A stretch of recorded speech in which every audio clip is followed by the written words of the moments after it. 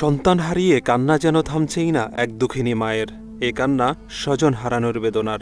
স্বজনদের হারিয়ে আত্মচিৎকারে ভারী হয়ে ওঠে টাঙ্গাইল জেনারেল হাসপাতালের চারদিক।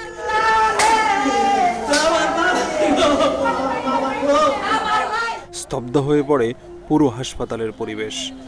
মঙ্গলবার বেলা 2:30টার দিকে কাজ শেষে বাড়ি ফিরছিলেন অন্তত 20 জন নির্মাণ শ্রমিক।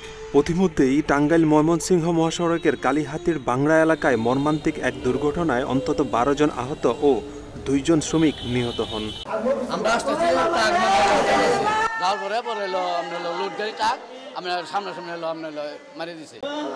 ডান সাইডে যেটা ছিল ওটি সবটা আহত হয়েছে, 2 জন মারাও গেছে। আর বাম সাইডে যেটা ছিল ওটি মোটামুটি 2 জন মারা গেছে। টাক মানে যাইতেছে, আমরা কাজে টিমি যাইতেছে, আমরা আসতেছি মানে এলাকামি আসতেছি। মাত্র 30% টাকায় জমির মালিক হয়ে নতুন বাংলাদেশের গড়ে তোলার স্বপ্ন দেখা বাংলা বসতি।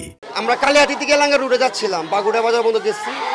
আর ওই পিক আপটা তুষবুদাই ছিল, তো ওইটা আসছিল টান সাইড দিয়া। তো আমরা সোজা যাইতেছিলাম, ওই গাড়িটা এসে হালকা একটু পিছনে মেরে দিছে। মারা দিতে আমাদের গাড়িতে ডাইন সাইডে যে কটা লোক ছিল, 8টা-9টা লোক, প্রত্যেকটার পরিস্থিতি খারাপ। অলরেডি 2 জন মারাও গেছে এখন।